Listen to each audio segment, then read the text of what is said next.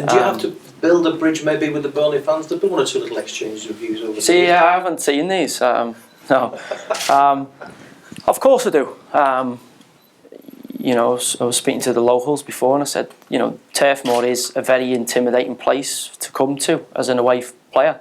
You know, it's an atmosphere that doesn't really let you settle. It's not really generous towards the players that are competing against their side. You know, it's a passionate ground.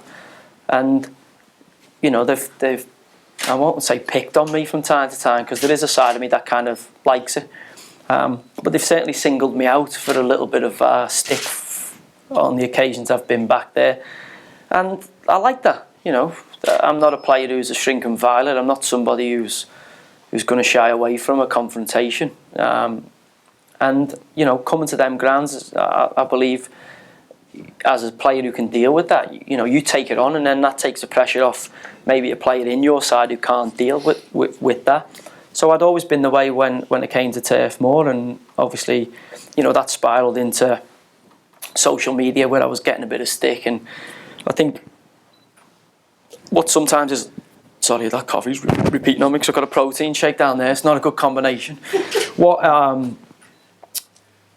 What I think is sometimes missed in social media is kind of irony or humour. I mean, I do have a kind of perverse sense of humour. It sometimes airs itself out on social media. A lot of the time it stays in private. And things that I find really, really funny, Twitter followers don't, or people don't.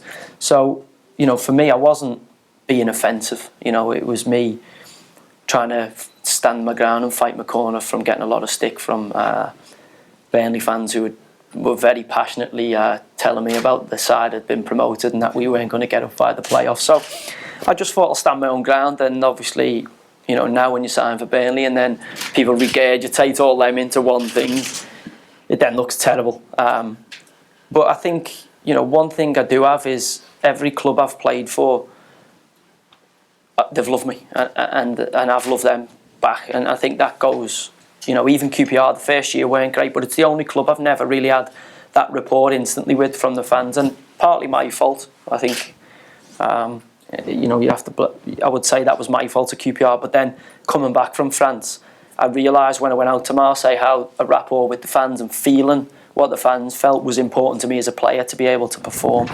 And you know, I got the QPR fans. You know, I think there's a mutual respect for each other.